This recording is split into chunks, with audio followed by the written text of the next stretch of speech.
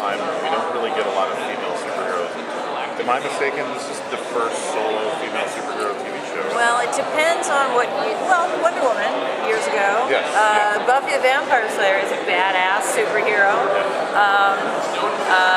Roseanne was kind of a superhero. In a weird way. Yeah, in a multitasking, like working mom way.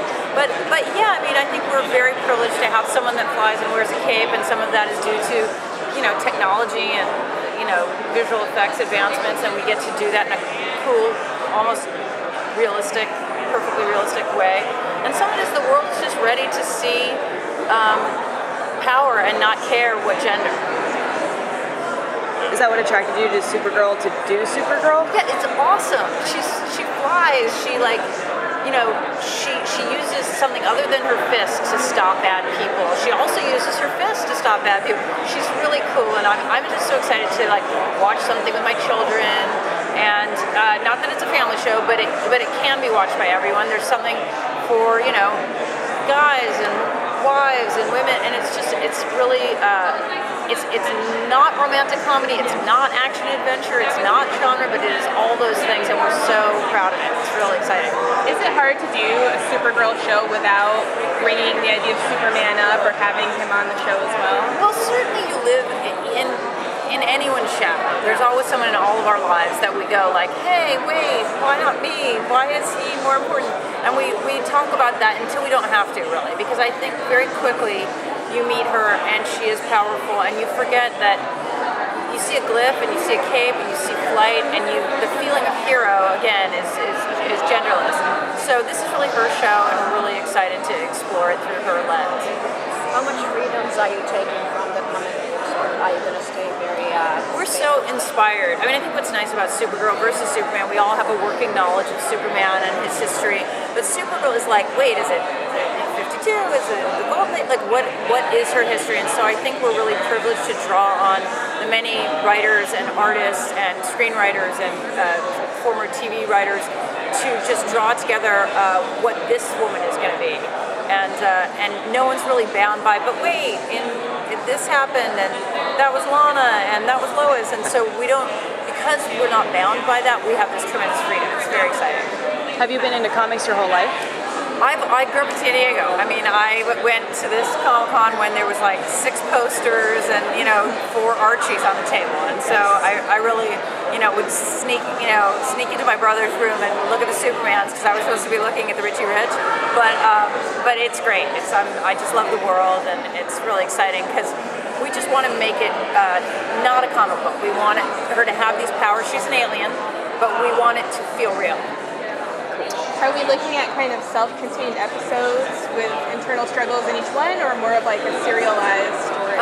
The answer, we hope, is both. Is that she will absolutely face a foe every week, and also some of those foes are things that live inside herself, and or her family, or her friends, or her possible love interest, or her boss. It's just, you take away the superpowers and the visual effects, and what you have are people and their emotions, and we hope to really track those seasonally, and also really show you some cool shit.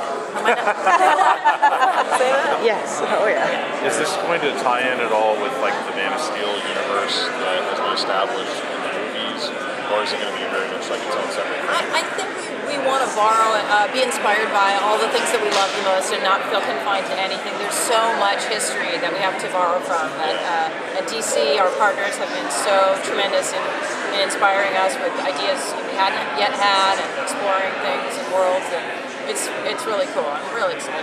And is there also a possibility that we could see some crossovers with the Flash and Arrow and things like that? I know it's really tricky. Well, I know the guys that created that show, so I think that we want success for this show. We're really proud that it's on CBS, and in success, who knows what will happen.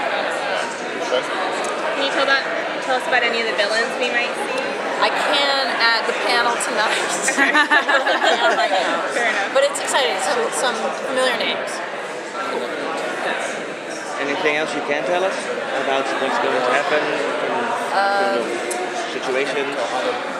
I just think that what's the most amazing is taking this group of actors that have, I don't know if you've had a chance to talk to them, but their chemistry is so incredible, and putting them in these rarefied situations and watching them really, like, I just can't wait to see, and we start production on the 23rd and write scripts now, and it's so nice to see them and hang out, and they're so excited about seeing each other. It's really, the chemistry is incredible. What are some of the themes and the messages that the show is exploring? Is it like women kick ass?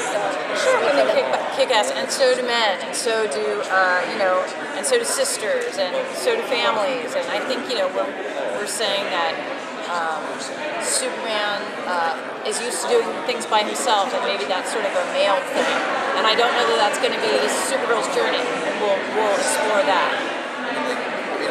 How hard or how complex was the process of finding Melissa? I'm sure it's just my favorite story. It's like we literally saw over 1,000 people, wow. And the first person we saw was Melissa Benoist. And wow. she just is so special and contagious and true. Like, she's very real. Who she appears to be for you people is the same as she appears for me or for Supergirl. Something about her is so honest and accessible that I hope it's contagious for all of you. She looks great. She's amazing. Yeah. And she's like unapologetically a badass, and she's soft, and you can have both things and still be a woman. It's really cool. Are there any scenes from the pilot that were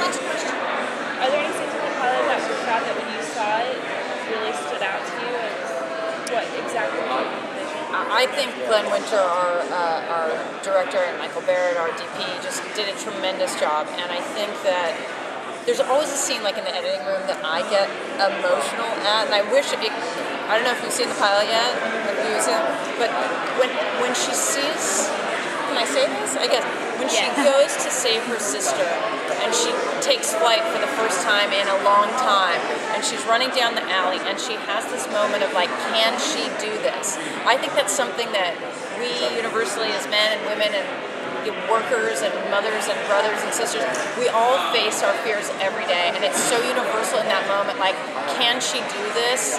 Will she fail? Will she succeed? And in that moment where she like takes off, I get emotional every time. I'm getting emotional now talking about it. Damn it. It's that mom moment. Yeah, it really is. Well, thank you so much. Yes, thank you. Thank you very much.